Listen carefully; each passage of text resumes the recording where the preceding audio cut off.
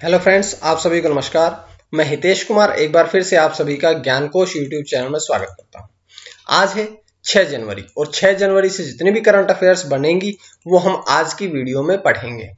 इस वीडियो का पीडीएफ आप ज्ञानकोश यूट्यूब चैनल के डिस्क्रिप्शन से ले लीजिएगा या ज्ञानकोश नाम से ही टेलीग्राम चैनल है और ज्ञानकोश नाम से ही फेसबुक पेज है, आप लोग वहां से भी इसके पीडीएफ को ले सकते हैं। अब बात करते हैं हम आज की करंट अफेयर्स की तरफ। तो आज की करंट अफेयर्स पढ़ने से पहले एक छोटी सी जानकारी है कि अब ज्ञानकोश यूट्यूब चैनल की प्लेलिस्ट बना दी गई है। अगर आपको current affair, top current affair, GS, history, Hindi, Sanskrit, बाल मनोविज्ञान या शिक्षण विधियां पढ़नी है तो आप सभी के लिए अलग से प्लेलिस्ट है। आप लोग वहां पे जाकर के आसानी से उन वीडियोस को ढूंढ सकते हैं और पढ़ सकते हैं। अब हम बढ़ते हैं एक एक करंट अफेयर के प्रश्नों की तरफ।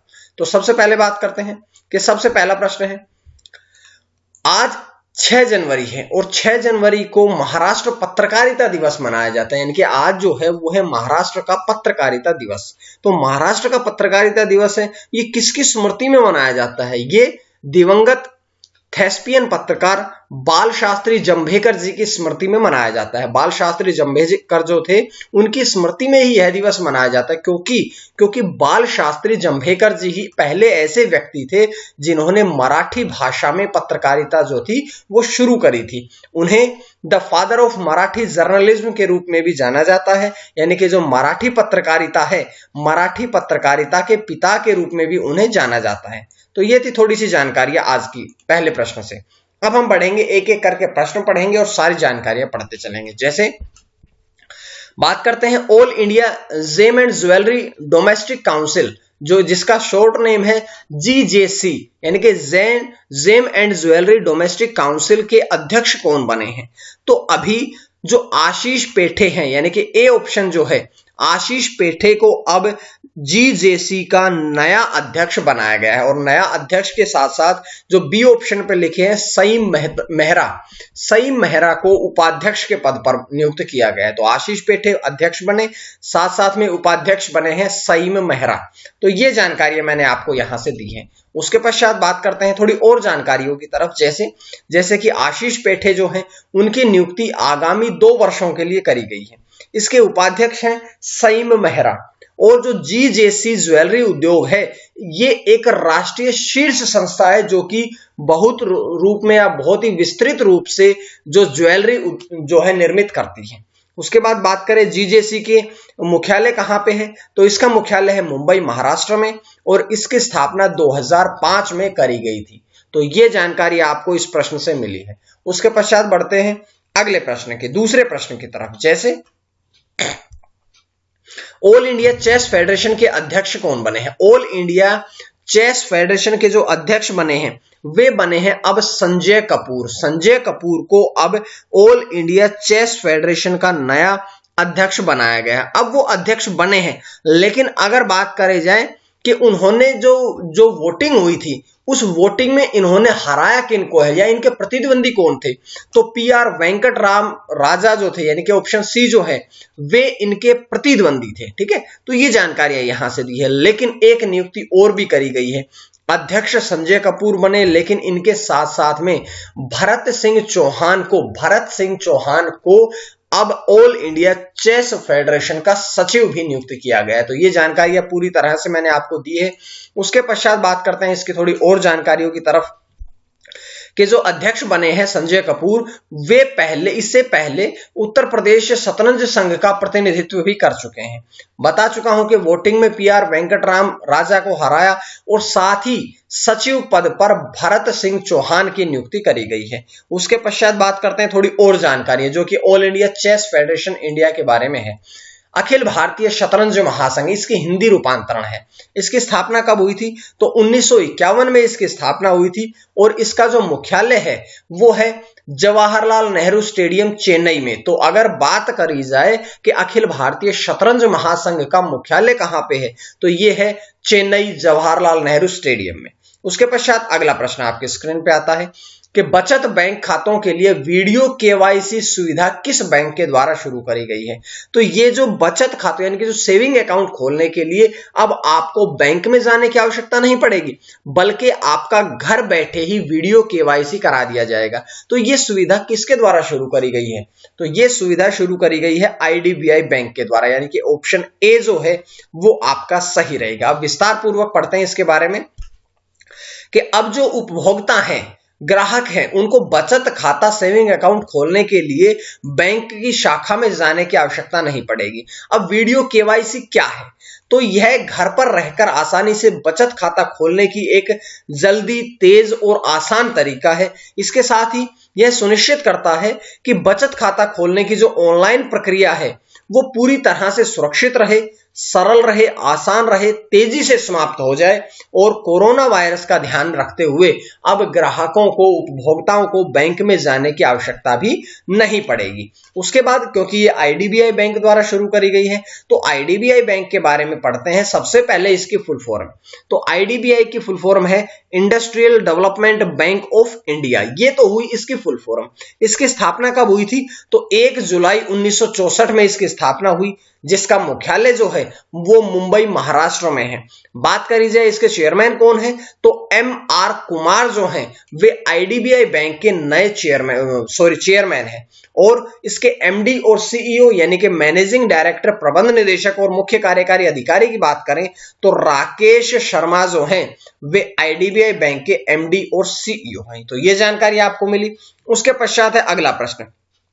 अगला प्रश्न है कि जम्मू कश्मीर और लद्दाख जो हाई कोर्ट है इसके मुख्य न्यायाधीश कौन बने हैं? तो जम्मू कश्मीर और लद्दाख क्योंकि दोनों केंद्र शासित प्रदेश है और दोनों का ही एक ही हाई कोर्ट है, इस हाई कोर्ट के मुख्य न्यायाधीश कौन बने हैं? तो इसके मुख्य न्यायाधीश बने हैं पंकज मित्तल। और पंकज मित्तल ने किनका स्थान लिया है? तो गीता मित्तल के स्थान पर अब नए जो मुख्य न्यायाधीश बने हैं, चीफ जस्टिस बने हैं, वो बने हैं पंकज मित्तल।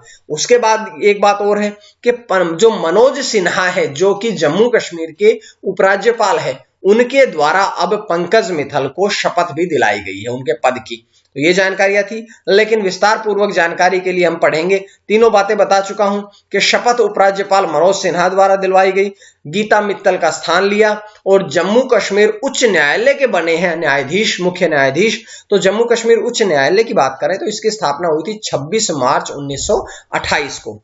ये कहां पर स्थित है?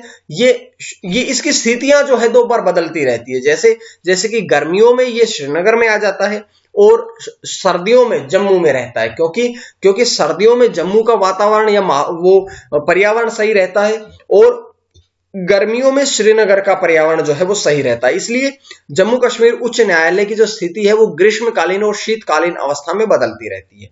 उसके बाद बढ़ते हैं अगले प्रश्न की तरफ।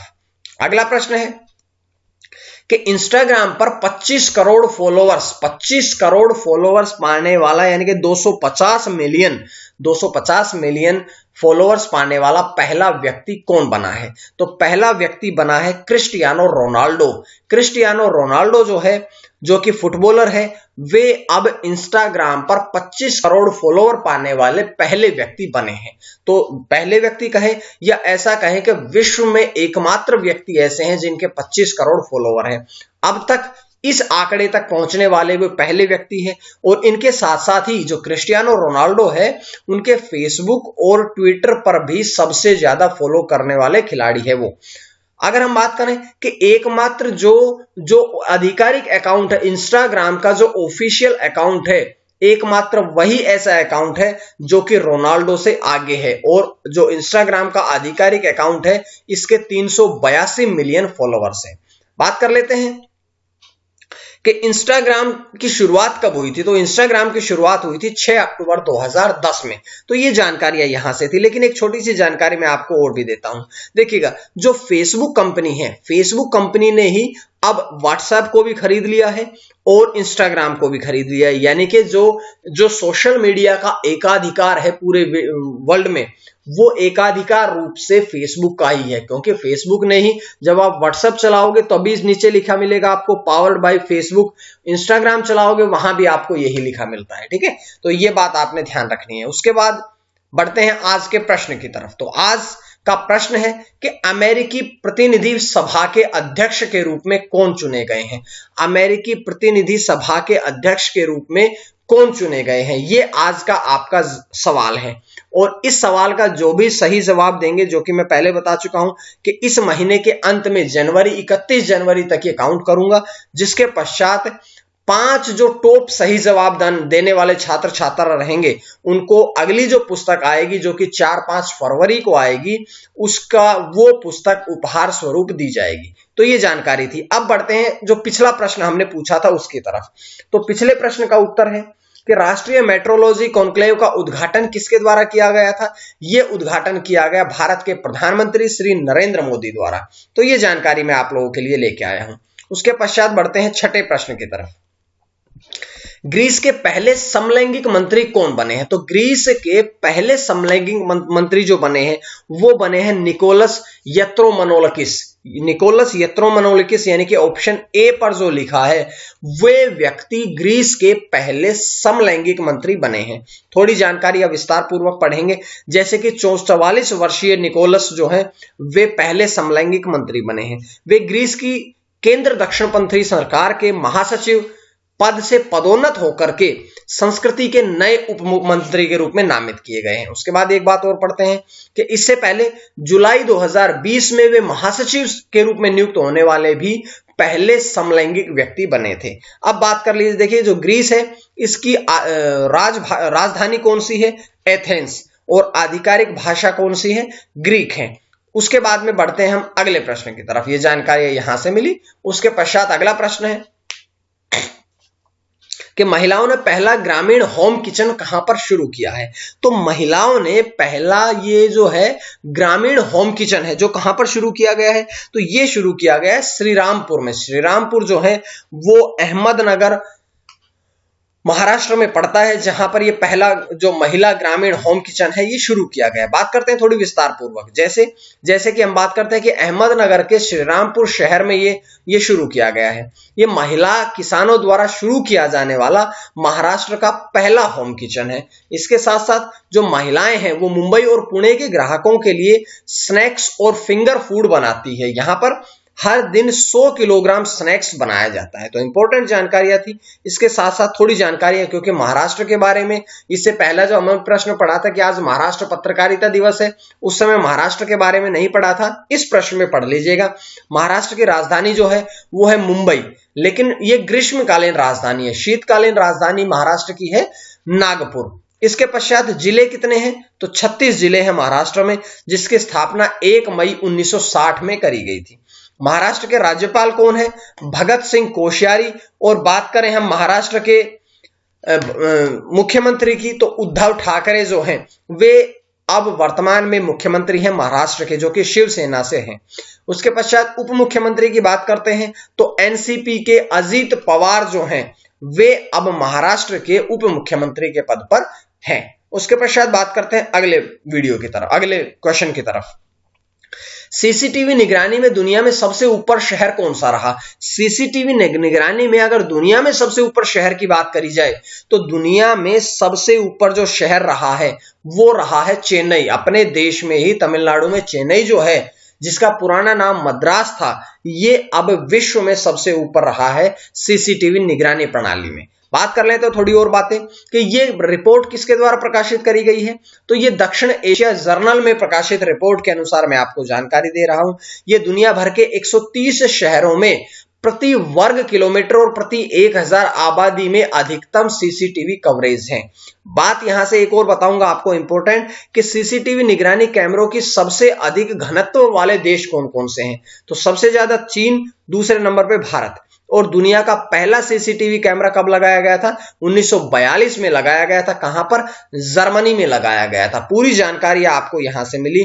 जिसके पश्चात है अगला प्रश्न कि चौथे वैश्विक आयुर्वेद महोत्सव GAF 2021 का आयोजन किस राज्य में किया जाएगा। तो इसका जो आयोजन है वो किया जाएगा अब केरल में, यानी कि ऑप्शन बी जो है वो आपका यहां से सही रहेगा। उसके बाद बात करते हैं कि जो चौथा वैश्विक आयुर्वेद जो ये है कब से कब तक आयोजित होगा? ये 12 से 19 मार्च तक आभासी रूप से आयोजित किया जाएगा। उसके बाद बात करता हूं कि इसका आयोजन जो है वो केरल में किया जाएगा, बता चुका हूं ये बात। और इसकी घोषणा किसने करी है? ये घोषणा करी है केंद्रीय राज्य मंत्री वी मुरलीधरन द्वारा, और इसके अध्यक्ष भी केंद्रीय राज्य मंत्री वी मुरलीधरन ही होंगे। और यह उत्सव जो है वो 5 स्थानों पर प्रतिदिन 12 सेमिनार इस उत्सव में आयोजित करे जाएंगे। इसके बाद मई 2020 में होने वाला था यह आयोजन, लेकिन महामारी कोरोना वायरस महामारी के कारण यह स्थगित कर दिया गया था, जो कि अब 12 से 19 मार्च 2021 में इसका आयोजन आभासी रूप से किया जाएगा। उसके बाद बात करते हैं अगले प्रश्न की तरफ। आज का अंतिम प्रश्न है कि 15 वायु गुणवत्ता निगरानी प्रणाली किस शहर में स्थापित करी गई है? तो अब ये किस शहर में स्थापित करी गई है? तो ये स्थापित करी गई है, अब देखिएगा, ये स्थापित करी गई है वाराणसी में। वाराणसी यानी कि ऑप्शन ए। तो यहां से जानकारियां थी, लेकिन विस्तार पूर्वक जानकारी हम पढ़ते हैं कि उत्तर प्रदेश सरकार द्वारा ये स्थापित करे जाएंगे कि स्मार्ट सिटी परियोजना के तहत, जो कि पूरे वाराणसी शहर में स्थापित होंगे। इसके द्वारा 10 मिनट में वायु गुणवत्ता जानकारी प्रदान की जाएगी और यह हवा में प्रदूषण के स्तर के बारे में वास्तविक समय की जानकारी प्रदान करते हैं। तो ये थी आज की वीडियो। उम्मीद है आपको पसंद आई होगी, और अगर आपको वीडियो पसंद आई तो आप ज्ञानकोश यूट्यूब चैनल को सब्सक्राइब कर लीजिएगा, ज्ञानकोश टेलीग्राम चैनल से जुड़े और ज्ञानकोश फेसबुक पेज से जुड़े, ताकि आपको डेली पीडीएफ भी मिलते रहे। आज के लिए इतना ही। मां सरस्वती की कृपा आप सभी पर बनी रहे। आप सभी का बहुत बहुत धन्यवाद।